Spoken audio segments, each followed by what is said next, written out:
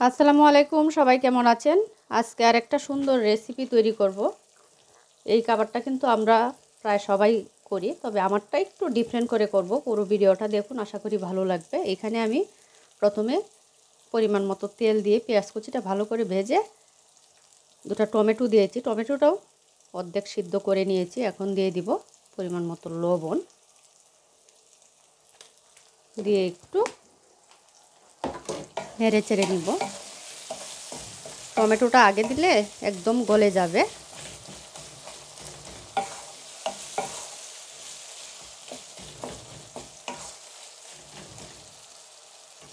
এখন দিয়ে দিব কেটে রাখা মুরগির মাংসগুলো কিন্তু ভালো করে ধুয়ে একদম পরিষ্কার করে নিয়েছি। এখন মাংসটা তেলের সাথে ভালো করে 10 মিনিটের মতো ভেজে নিব। সব সময় তো একঘেয়েমি রান্নাটা করি, মশলা ভালো করে কষিয়ে তারপর কিন্তু মাংস দিয়ে দিই। তবে আজকের রান্নাটা একটু ডিফারেন্ট করে করছি। এভাবে রান্না করলে খেতে কিন্তু ভালো লাগে, যেহেতু টমেটো দিচ্ছি। আর মাংসটা একটু তেলের সাথে ভালো করে ভেজে নিলে একটু শক্ত শক্ত হয়, খেতেও স্বাদটা বেড়ে যায় একদম। এখন আর ঢাকবো না, এখন কিন্তু চুলার আঁচটা কমিয়ে তারপর আমি একটু পরপর নেড়ে চেড়ে দিব, না হয় কিন্তু তলায় লেগে যাবে। দিয়ে দিব আদা বাটা আর দিব রসুন বাটা। রসুনটা একটু বেশি দিচ্ছি, কারণ মুরগির মাংস তো আদা বাটাটা কম দিতে হয়, রসুন বাটা একটু বেশি দিতে হয়। এখন ভালো করে মিক্সড করে নিব।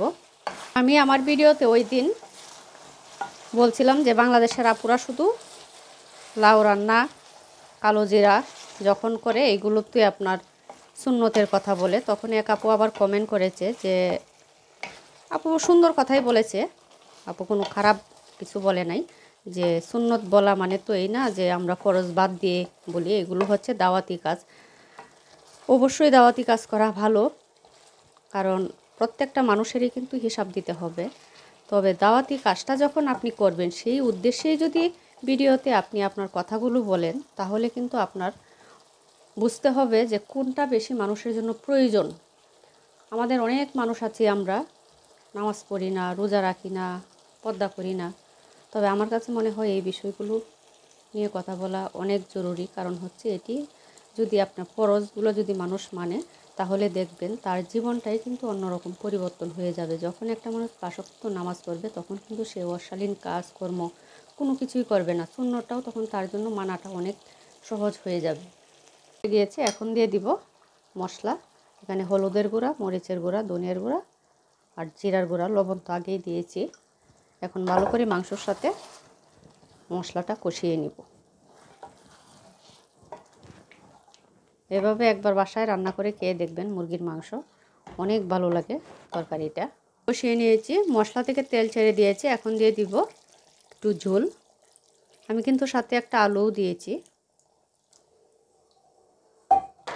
কালারটা কিন্তু অনেক সুন্দর হয় যদি টমেটো দিয়ে যে কোনো মাংসই রান্না করেন না কেন, সুন্দর একটা কালার আসে। এতে খুব বেশি ঝোল দেব না, একটু মাখা মাখা টাইপের রান্নাটা করব। এখন 10 মিনিটের মতো ভালো করে হাই হিটে তরকারিটা রান্না করে নেব।